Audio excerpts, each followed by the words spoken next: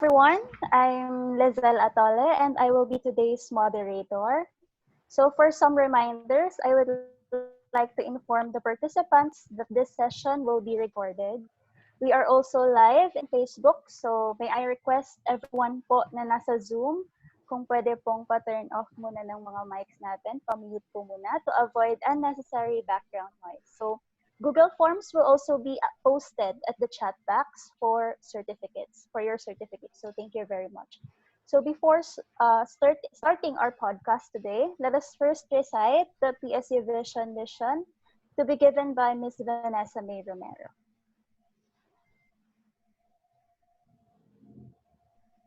PSU Vision, the leading university in geology, bioresource science, and environmental management in the Bicol region. PSU Mission, to provide quality instruction in the arts, philosophy, sciences, technology, and other relevant courses and create a competitive advantage in research, extension, and production services for the socio-economic upliftment of the Bicolanas. PSU Quality Policy. The Partido State University commits to provide quality instruction, responsive research, and needs-based extension services for the global competitiveness and satisfaction of its clients, stakeholders, regulatory bodies, and other service providers through the continual improvement of the quality management system. PSU Core Values. P. Passion for excellence. S. Service for client satisfaction. U. Unity for stability.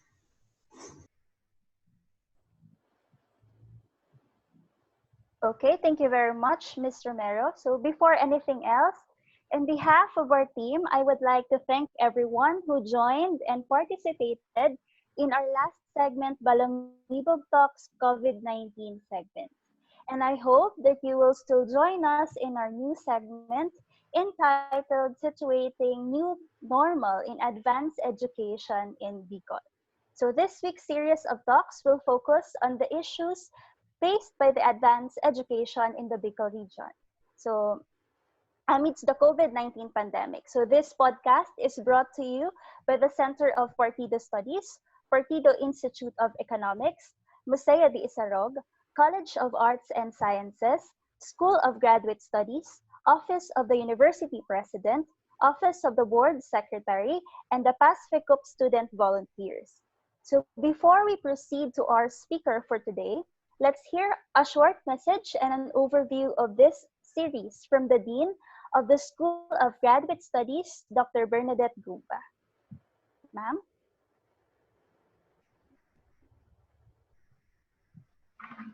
Thank you. Thank you, Lizelle. Thank you, Earl. Good afternoon, ladies and gentlemen.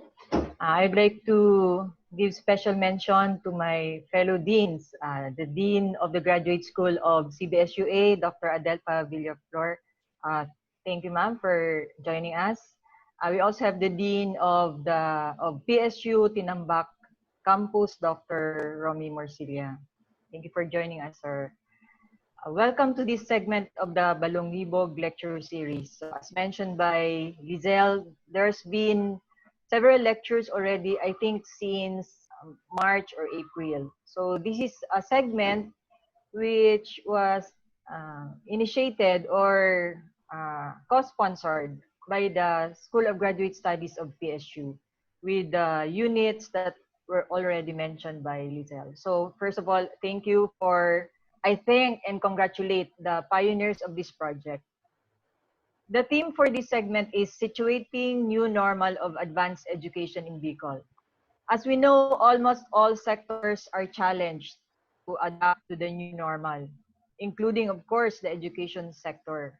And part of this sector is advanced education, although most of the time you will hear in the news that we're talking about Department of Education, and elementary, high school, and of course also tertiary education, but not so much about graduate education. The situation in the graduate school is quite different. Most of our students are professionals or are also pursuing their own careers. They are in their early or middle stage of their careers. So probably we can assume, therefore, that our students in the graduate school may relatively have greater flexibility and capability to adapt to changing situations, not only economically, but cognitively and psychologically as well. Our students are those who want to earn advanced degrees to pursue their own career agenda. On the other hand, graduate schools are called upon to go beyond merely granting master's and doctor's degrees to our candidates. More importantly, we are expected to produce graduates who will contribute to the development of their respective disciplines, not only to get promoted to become a principal or a career officer 1, 2, 3, etc., or whatever ranks there may be, from assistant professor to associate professor or professor. But more importantly, our graduates will contribute to the science, whether that's science, social science, and more importantly, that their engagements after graduation from the graduate school should be directed toward improving the quality of life of society in general. So the segment that we're going to listen to, that will be starting today, June 15, up until June 19. So for every day from June 15 to June 19, I have invited speakers and resource persons from the graduate school to speak about important topics faced by graduate schools. So, as members of the academic sector, I think the challenge to graduate schools is not only adapting to the new normal, but given the new normal, we are also expected to improve our research engagements, not only on the part of our students, but on the part of the faculty as well. The memorandum of the Commission on Higher Education was released just before the lockdown. It's number 15, CMO number 15, series of 2019. The title is Policies and Guidelines for Philippine Graduate Education. So with that, with this CMO, and at the same time the challenges of the new normal, we're going to have for today Dr. Maria Wendy Solomo. She'll be introduced a little more later. She'll talk about graduate science education given this in the midst of pandemic, of the COVID-19 pandemic. And tomorrow we have Dr. Mariel Estrella. She's going to focus on teacher education. By the way, in the Bicol region, majority of our students, majority of HEIs are, there are actually 31 HEIs in the Bicol region who are offering graduate programs, and majority of them are offering education programs, Master of Arts in Education, Doctor of Education, PhD in Education. So that's going to be the focus of Dr. Mariel Estrella tomorrow, June 16. On Wednesday, June 17, Mr. Charlie Balagtas, he is our faculty member in the Master in Public Administration. So he's going to tackle the challenges faced by local governments and public administration in general, given the crisis, the COVID-19 pandemic. And on Thursday, I'm going to discuss, we're going to focus a little bit, to go to another angle of graduate education, which is research. So what are now the challenges faced by graduate schools in promoting and upholding research, not only to both of its students and faculty, so that we are not only giving them graduate degrees to pursue their careers, but also to develop development workers, okay, to produce development workers who are going to engage with society that is research-based. So that's for Thursday. And then still in relation to that, Miss Yumi Vivian De Luna on Friday, she's going to discuss big data analytics. That's actually one opportunity for research in the graduate school. Now that primary data gathering is not very safe, so there's big volume of data in the internet. The Philippine Statistics Authority, almost all the agencies, the Department of Health, Bangko Sentral ng Pilipinas, and all the other agencies, they have so much data regarding the Philippines. And if you want to go global, we have World Bank and many other, the United Nations, many other organizations, both national and international, where we only have raw data. Data is useless if it's raw. We have to find patterns, we have to analyze, and that's going to be really an exciting lecture from Miss Yumi Vivian De Luna on Friday. So there, that's an overview of our lecture series. I hope those are present today. Uh, you can invite more of your students and colleagues to join us in the next few days, and of course also today. Thank you very much, Giselle. Thank you very much, ma'am. So, thank you for giving us an overview of this podcast series. So, this will definitely be an exciting week for all of us. So, now let's go to our first lecture for our lecture proper. So, our guest speaker for today is an assistant professor from the Faculty of School of Graduate Studies of Partido State University. She is a Doctor of Education, major in Educational Management from the University of Nueva Cáceres, and holds BSc and MA degrees in Chemistry from Bicol University. Her research interests are in the areas of education, chemistry, and environmental science, and has conducted and presented several researches in international, national, and local conferences, so where she received different distinctions. She has also published articles in a double-blind, peer-reviewed, open-access, refereed international journal. So now, let's welcome Dr. Maria Wendy M. Salomo.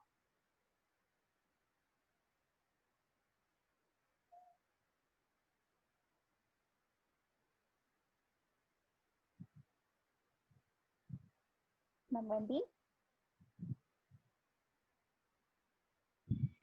Good afternoon. Please enable the screen sharing po. The host disabled screen sharing.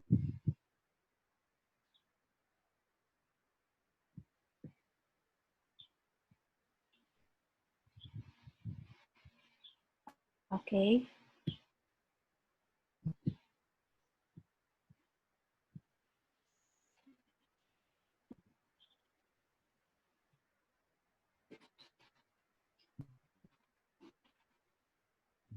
Good afternoon to the Dean of the Graduate School and to the Dean of the Graduate School of Central Bicol State University and to the Dean of Tinambak, Campus Dean of Tinambak Campus of Partido State University, and to the other university officials present in this lecture series, to our faculty members, and to grad school students who are present here today.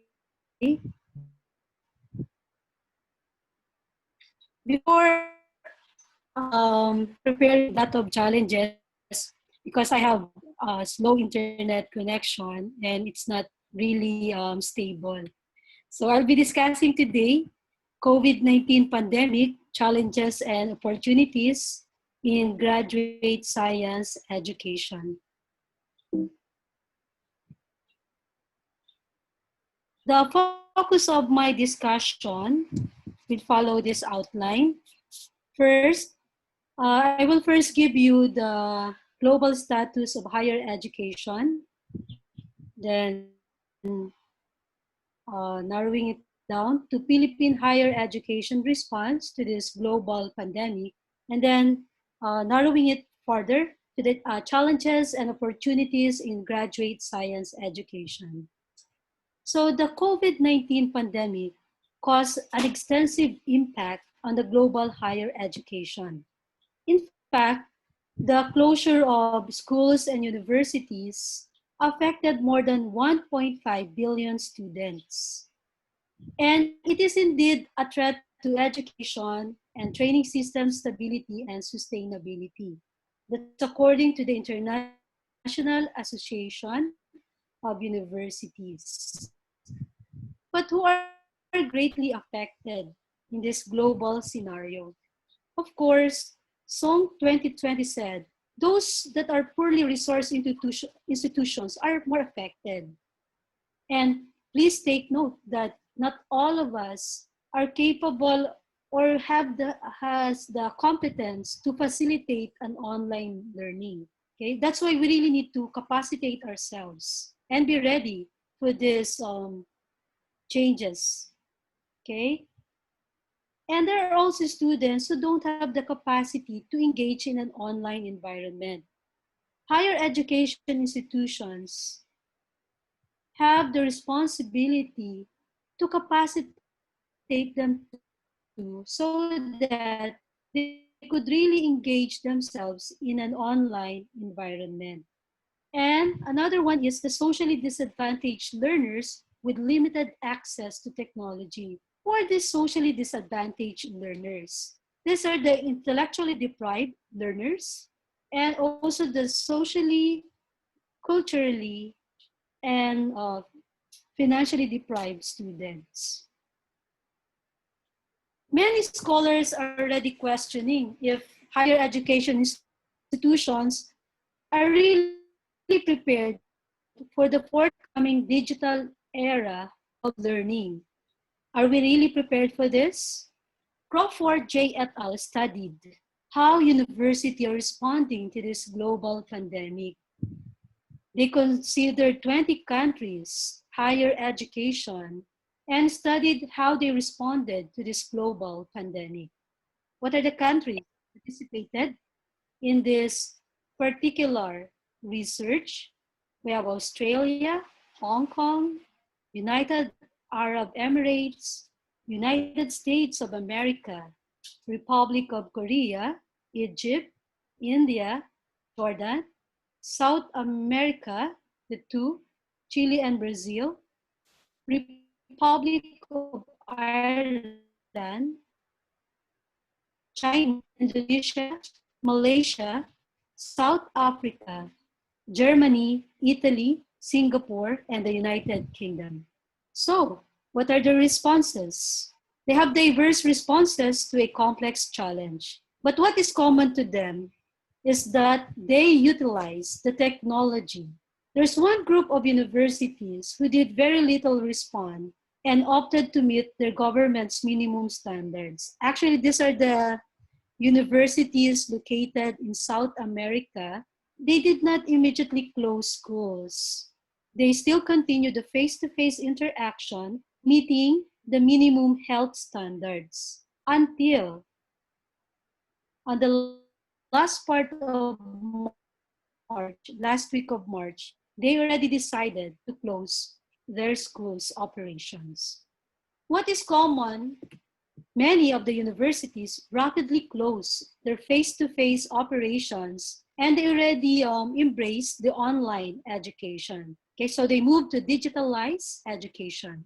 Some universities like the University of Tasmania were already prepared for this kind of endeavor because they're already offering blended or the fully online offerings.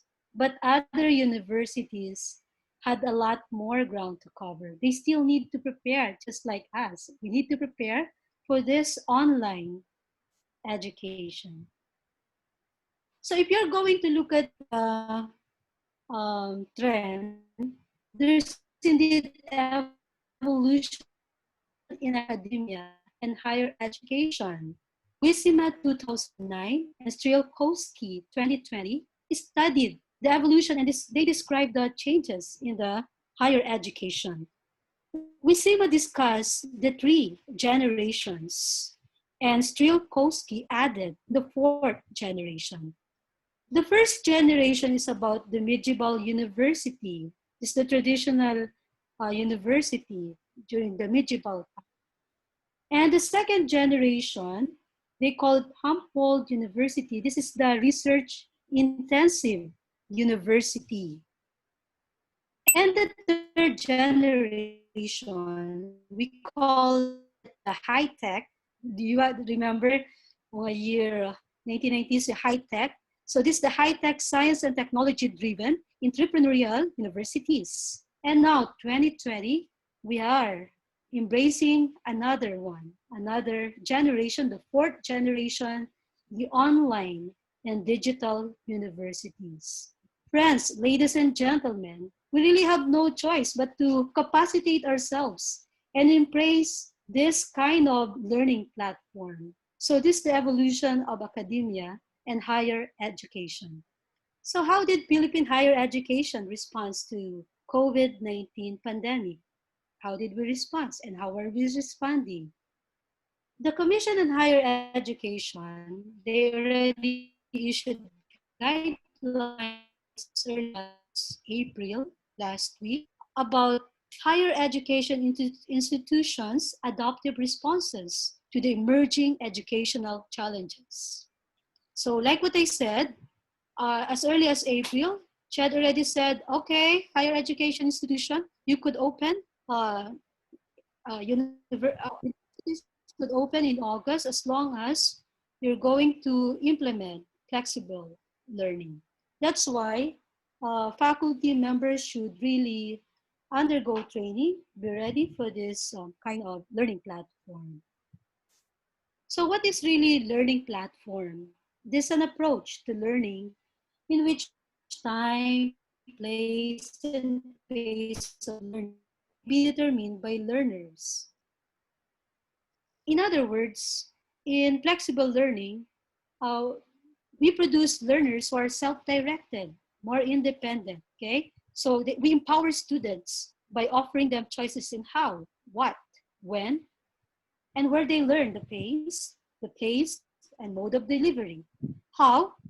Offering up choice, whether face-to-face, online, or through a blended approach. But considering that we are after the health, safety of our students, we go for this. So what do we offer? We provide personalizing learning approaches with a supported range of study options, enabling students to design programs according to their needs and aspiration. When? Anytime fitting. Okay, building a program structure that assists choice of where to study. Okay, so it's the student deciding. Okay, uh, yeah, I thought I already cut. Okay, where? Facilitating opportunities for students to study in locations. They could study anywhere, at home, work base, okay, or overseas. That's according to Higher Education Academy. Now, this is the framework that offers a structured approach to how increasing degrees of flexibility can be implemented at different levels. First one, institutional level. Okay, then to the faculty level, then departmental, and to the program level. Okay, so in the framework, they already explained here how do we increase the degree of flexibility, digital, using technology enhanced learning, digital, mobile, learning spaces, and learning analytics, etc., etc. So a flexible learning design customizes learning environment to meet the needs of learner. Paano? If you are graduate school students and you are living in remote areas, don't worry because we're using both technological non-technological tools. Okay, the president last time in our meeting said we could have learning centers where the students could get the prepared module and they will get it and answer it, then return it to the learning center. It can be done, non-technological tools. And we also have apps like Colibri app, which can be used in remote areas. Now, we're now looking at the graduate school, okay, particularly the Partido State University. What is our response? And then trimming it down, the focus is more on the science education. We are now transitioning science education to an online environment. Okay, so this is our plan in the next semester that we're going to adopt the science education to an online environment. So what preparations are we going to do? What are the challenges that we need to face? The first step that we need to do is to revisit our curriculum and revise it accordingly to make it appropriate for a virtual environment. Please take note that our curriculum is designed to a face-to-face learning platform, okay? So according to Marshall 2020, in his talk, he said, convert your face-to-face delivery to a technology-assisted flexible learning, okay? So there's really a need for us to really modify our curriculum. We cannot say that when we make the learning modules, it's already written in the curriculum and we just take it from the curriculum. If it is not appropriate, I think we could revise it. So like what I said, uh, after revisiting the curriculum, you have to determine the learning outcomes or learning objectives which can be delivered and can't be delivered in an online environment. Some of the verbs there in the learning outcomes and objectives may not be appropriate anymore in an online distance learning, okay? So particularly in science education, if your learning objectives is doing laboratory activities in actual laboratories, you have to revise that because in an online environment, you cannot do this, you could not attain those learning outcomes that requires talagang physical appearance in the actual laboratory. So you have to modify, revise, okay, or change it. Now, in science, in the graduate science education, please take note, this is science, so we have to really equip our student with skills, okay? Higher skills needed for graduate science education. So more challenges given to the professors, to the instructors. You really have to design learning modules that require really higher thinking skills and higher requirements. Okay, requirements in the sense that this is a graduate science education, so we require them more. Okay po? All right. For laboratory courses, we could modify some learning outcomes. Later, I will discuss to you some alternative modes in conducting laboratory experiments and scientific researches. Okay, the first one is the Nobel Prize. We could also use it even in grad school. This is an educational games, but actually showing some laboratory experiment. Okay, here you would see that these are really quality laboratory experiment. To give you some experiments that could be accessed in this website, we have the blood typing. Okay, so you could, without staying in the actual laboratory, you could do some blood typing, the split brain experiments, Pavlov's dog. Okay, here, DNA double helix, you could study the structure. Okay, and then the control of the cell cycle. There's a lot here actually. And then these are other laboratory experiments, okay, immune responses. Yung PCR method, you don't have to work in the laboratory, okay? You could just work using a simulation. Electrocardiogram, ECG, the cell in its organelle, nerve signaling. In my readings, even the medical schools are experiencing this, okay? So instead of working in the actual laboratory, what they're going to do is to actually work, use technology, and we work in the virtual laboratory. Okay. Another thing that we science educators could use, yung mga interactive simulations like PET. This is for free. You could just download it in the net. Okay.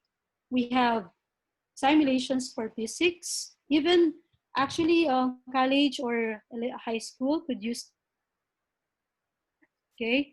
For physics, we have motion, sound waves. There's a lot of resources here.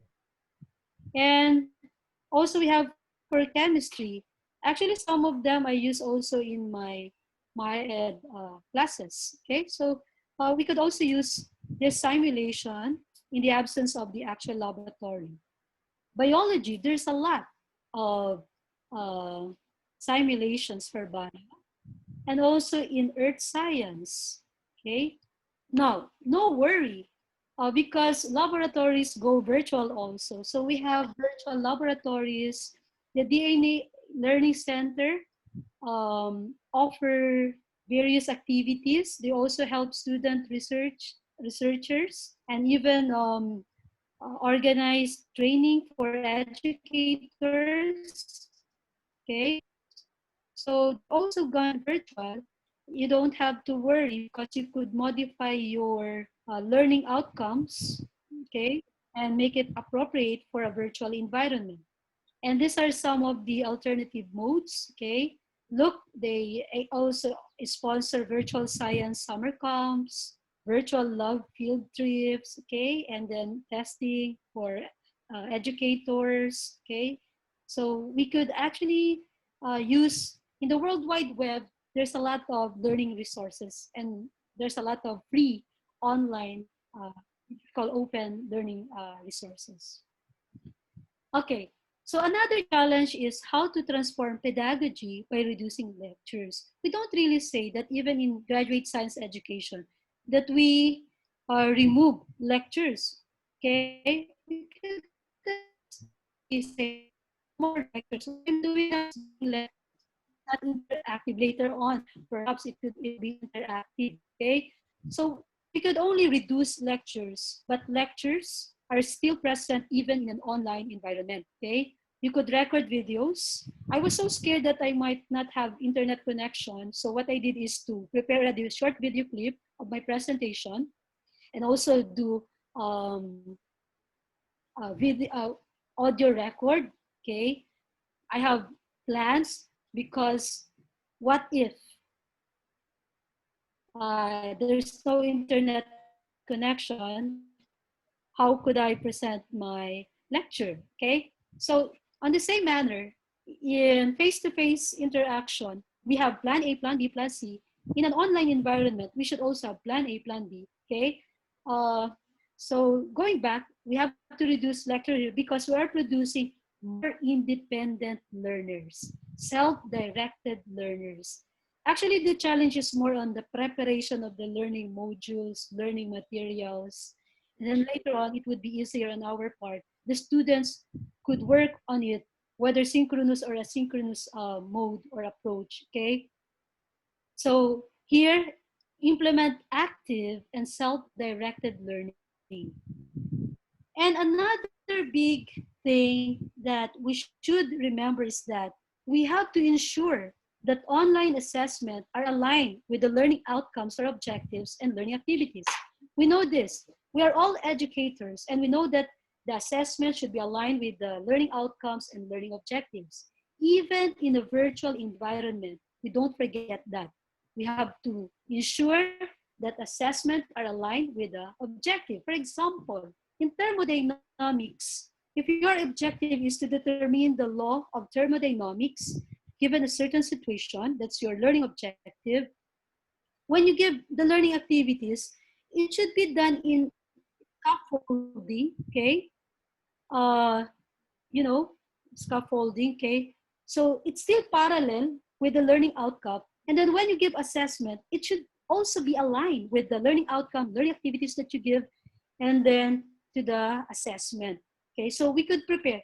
In preparing online assessment, it takes a little time. Okay, although there's a lot of prepared assessment. Uh, yeah, even I if I don't have enough time, what I do is to look for a prepared online assessment. But sometimes I am guilty because some of the questions there is no longer aligned to the learning outcome. So we have to change that. Okay. That's why we're blessed that we have June, July, although it's our vacation, we have time to prepare for this online learning platform. Okay. So basically, preparing online assessment takes time also. This is another challenge, but there's a lot of people who help us. The audit team could help you in preparing your online assessment and also your learning modules. Okay, so we're thankful to the proponent of the audit, Ma'am Burns and Sir Rog. Okay, and the team, of course, si Sir Ken and the other team members. Okay, I'm part of the team. Now, what is the beauty of beauty of the online entrance assessment and final exam? They would really measure higher level of learning than just remembering information. You could not give any more the low order thinking skills questions. Why? They could just surf the net and they could get the answer. So another challenge on our part is to think of higher level questions. It's difficult, but we could do it. Okay.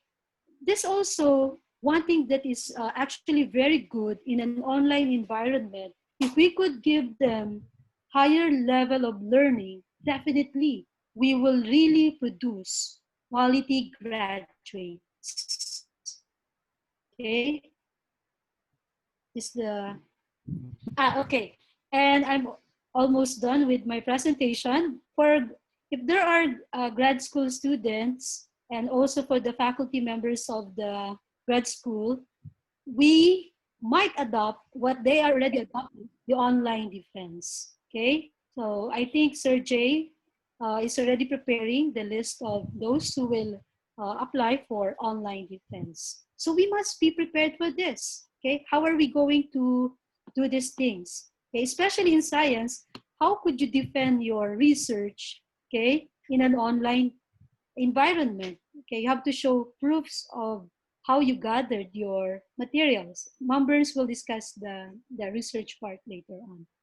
Okay, to end my lecture, in this time of pandemic, it is not the strongest of the species that survived, nor the most intelligent one, but the one most responsive to change. That's according to Charles Darwin. Okay? And another thing, flexibility is the key to stability. Thank you very much. And these are my references. Thank you.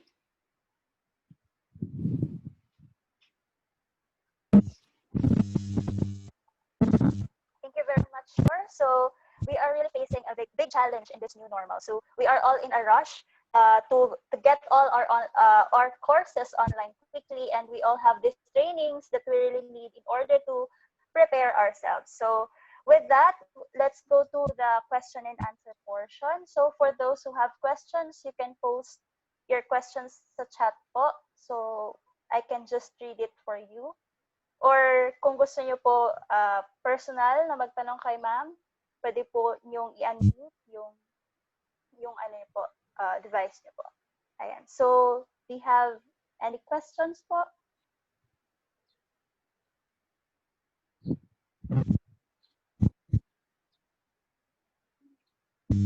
Any questions from our participants?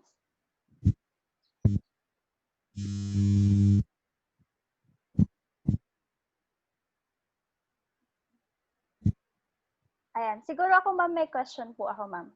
So, ang question ko po is about sa laboratory setup. So, na merong mga different simulations na pwedeng gamitin.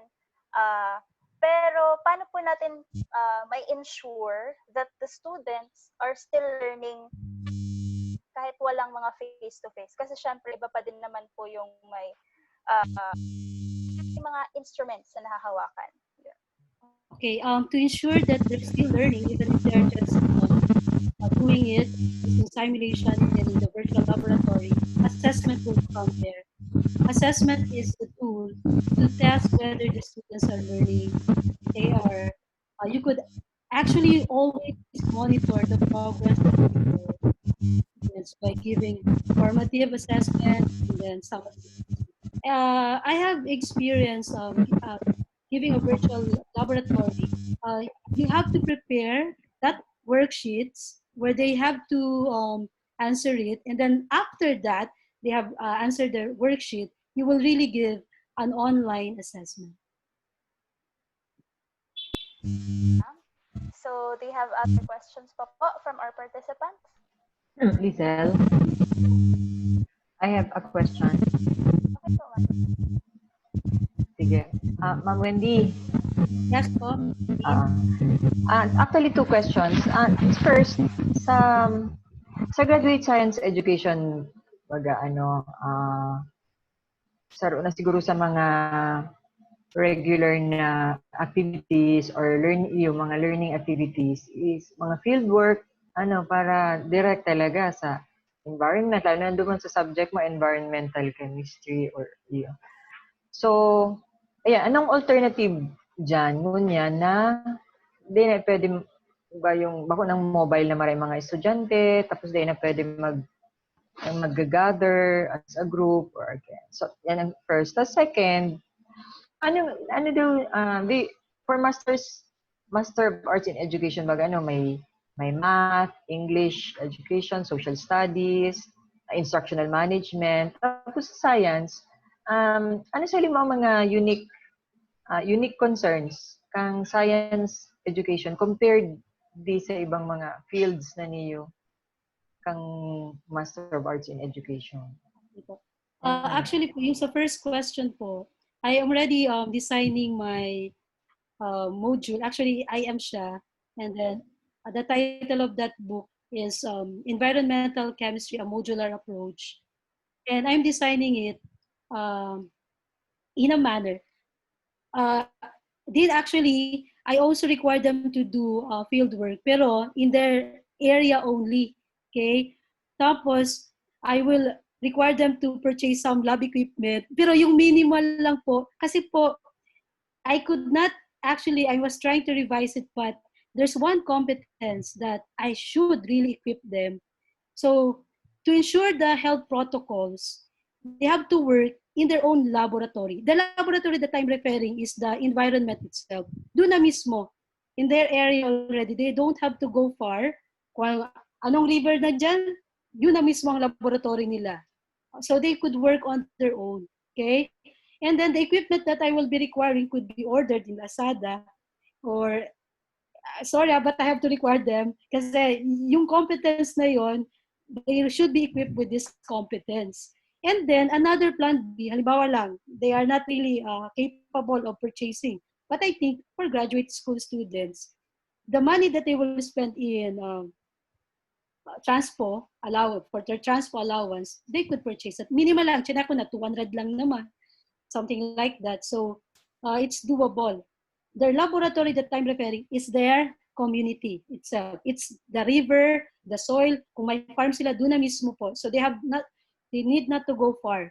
That's for environmental chemistry. So there really one thing that makes science, graduate science education different from the other is our field activities, which, like what I said, we could not really remove that competency. So what I did is to think of a way on how to look for a laboratory that did not to be not to go far, okay, and then in their house, for example, their soil. So study the soil there. Yun na po yun one thing that makes it quite different from business administration courses, okay, from math. Actually, yung ano kasi natin competency required for science education, skills, especially sa chemistry, yung mga skills na hindi dapat mawala. Okay, so we have to think of some creative ways. Okay, we should be creative in this time of pandemic on how to really meet the learning outcomes that we really demand from our grad school students. Okay po. Okay na din. By the way, I would like to acknowledge the presence of Dr. Pam Binyas of Commission on Higher Education and Bipreya, Vice President for Research, and the Dean. Yeah. Yun na po. Any other questions? So, other questions pa po from our participants?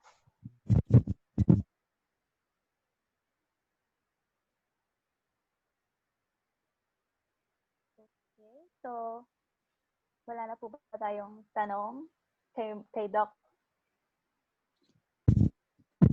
Okay, so I think that's it. So thank you very much for all the participants for today's lecture. Thank you, Doc Solomo.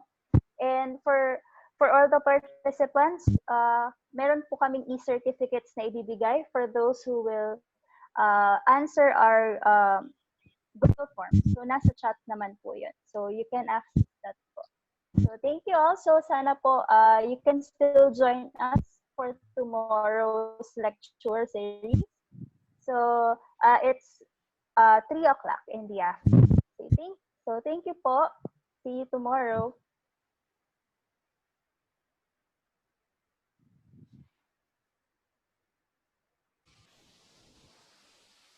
Okay, thank you po. Thank you, Dean.